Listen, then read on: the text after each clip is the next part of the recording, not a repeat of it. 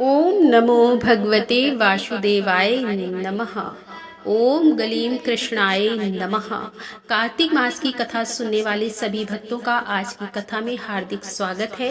भगवान श्री हरि विष्णु और माँ लक्ष्मी की कृपा सदैव आप और आपके समस्त परिवार पर बनी रहे। आज कार्तिक मास का तीसरा दिन है और आज आप सुनने वाले हैं कार्तिक मास महात्म्य का तीसरा अध्याय, जिसमें आप सुनेंगे ब्रह्मा जी द्वारा कार्तिक व्रत करने वाले मनुष्य के लिए पालन करने योग्य नियम। तो कार्तिक मास की अधिष्ठात्री देवी श्रीमती राधा रानी का ध्यान करके आज की इस पावन और परम कल्याणकारी कथा का श्रवण करते हैं। ब्रह्मा जी कहते हैं कि व्रत करने वाले पुरुष को उचित है कि वह सदा एक पहर रात बाकी रहते ही सोकर उठ जाए, फिर नाना प्रकार के स्रोतों द्वारा भगवान विष्णु की स्तुति करके दिन के कार्य का विचार करे, गांव से नृत्य कोण में जाकर विधि पूर्वक मल मूत्र का त्याग करे और तदंतर दांत और जिह्वा की शुद्धि के लिए वृक्ष के पास जाकर यह मंत्र पढ़े। आयुर्बलम यशो वर्च प्रजा पशु पशुनी च ब्रह्मा प्रज्ञाम च मेधा च त्वयं नो देहि वनस्पते। हे वनस्पते, आप मुझे आयु, बल, यश, संतति, पशु, धन, वैदिक ज्ञान, प्रज्ञा और धारण शक्ति प्रदान करें। ऐसा कहकर वृक्ष से 12 अंगुल की दातुन तोड़ लें।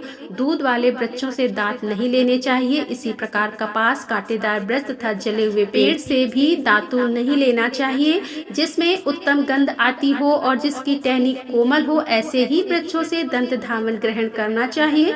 उपवास के दिन नौमी और षष्ठी तिथि को, श्राद्ध के दिन रविवार को, ग्रहण में प्रतिपदा को और अवश्य को भी काष्ठ से दातून नहीं करनी चाहिए। जिस दिन दातून करने का विधान नहीं है उस दिन 12 कुल्ले कर लेने चाहिए। विधि पूर्वक दांतों को शुद्ध करके मुंह को जल से धो डालें और भगवान विष्णु के नामों का उच्चारण करते हुए 2 घड़ी रात रहते ही स्नान के लिए जलाशय पर जाएं। कार्तिक के व्रत का पालन करने वाला पुरुष विधि से स्नान करे, फिर धोती निचोड़कर अपनी रुचि के अनुसार तिलक करे। तत्पश्चात अपनी शाखा के अनुकूल आनिक सूत्र की बताई हुई पद्धति से संध भाषण करे और जब तक सूर्योदय न हो जाए तब तक गायत्री मंत्र का जाप करता रहे। यह रात्रि के अंत का कृत्य बताया गया है। अब दिन का कार्य बताया जाता है, ध्यान पूर्वक सुनिए। संधि उपासना के अंत में विष्णु सहस्त्र नाम आदि का पाठ करें, फिर देवालय में आकर पूजन प्रारंभ करें। भगवती संबंधी पदों के गान, कीर्तन और नृत्य आदि कार्यों में दिन का प्रथम पहर व्यतीत करें और तत्पश्चात आधे पहर तक भली भांति पुराण कथा का श्रवण करें। उसके बाद पुराण बाँचने वाले विद्वान की और तुलसी की पूजा करके मध्याह्न का कर्म करने के पश्चात दाल के सिवा शेष अन्न का भोजन करें। बलि वैष्णव देव करके अतिथियों को भोजन कराकर जो मनुष्य स्वयं भोजन करता है उसका वह भोजन केवल अमृत है। मुख शुद्धि के लिए तीर्थ जल अर्थात भगवत चरणामृत से तुलसी भक्षण करें, फिर शेष दिन सांसारिक व्यवहार में व्यतीत करें। सायकाल में पुनः भगवान विष्णु के मंदिर में जाएं और संध्या करके शक्ति के अनुसार दीपदान करें। भगवान विष्णु को प्रणाम करके उनकी आरती उतारें और श्रोत पाठ आदि करते हुए प्रथम प्रहर में जागरण करें। प्रथम प्रहर बीत जाने पर शयन करें। ब्रह्मचर्य का व्रत का पालन करें। इस प्रकार 1 मास तक प्रतिपदा शास्त्रोक्त विधि का पालन करें। जो कार्तिक मास में उत्तम व्रत का पालन करता है वह सच में सब पापों से मुक्त होकर भगवान विष्णु के सालोक को प्राप्त करता है।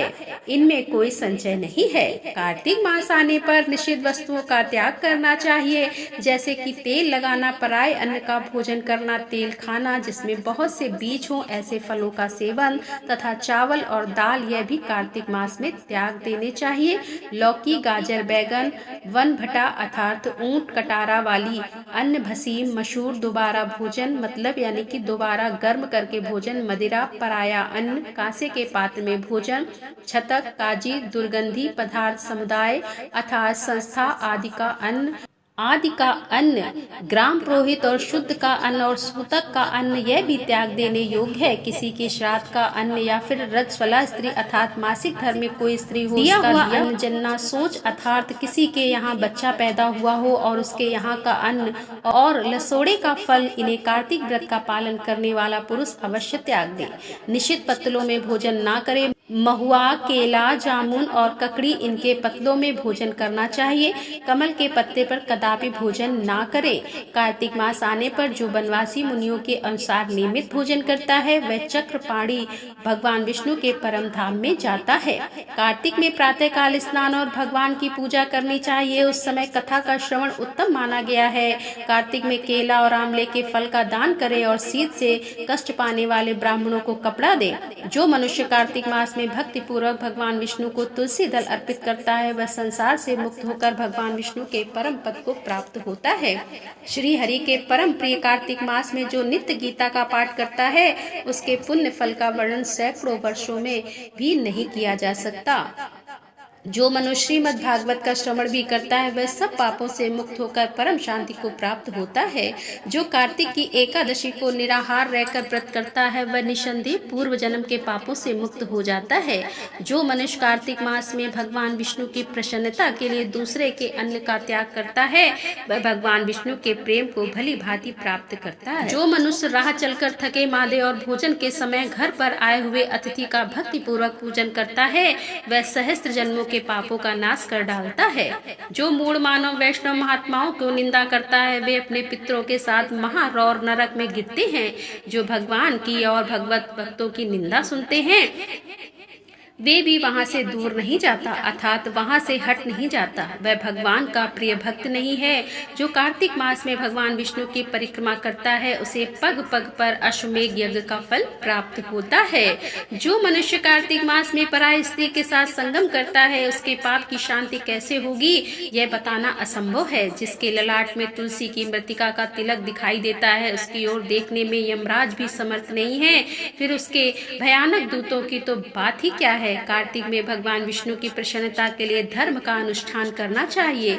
मास व्रत की समाप्ति होने पर उस व्रत की पूर्णता के लिए श्रेष्ठ ब्राह्मण को दान देना चाहिए। जो कार्तिक में भगवान विष्णु के मंदिर में पूजा आदि का लेप करता है, मंदिर में चूना आदि का लेप करता है या तस्वीर आदि लिखता है वह भगवान विष्णु के समीप आनंद का अनुभव करता है। जो ब्राह्मण कार्तिक मास में गस्ती के समीप शूद्र का जप करता है उसके मंत्र की सिद्धि होती है। जिन्होंने 3 वर्षों तक काशी में रहकर भक्ति पूर्वक सांगोपांग कार्तिक व्रत का अनुष्ठान किया है उन्हें संपत्ति, संतति, यश तथा धर्म बुद्धि की प्राप्ति के द्वारा इस रूप में ही उस व्रत का प्रत्यक्ष फल दिखाई देता है। कार्तिक में प्याज, श्रृंग अर्थात सिंघाड़ा, सेज, बेर, राई, नशीली वस्तु, चिचड़ा इन सब का उपयोग ना करें। कार्तिक मास का व्रत करने वाला मनुष्य देवता, वेद, ब्राह्मण, गुरु, गौ, व्रती, स्त्री, राजा और महात्माओं को निंदा ना करें।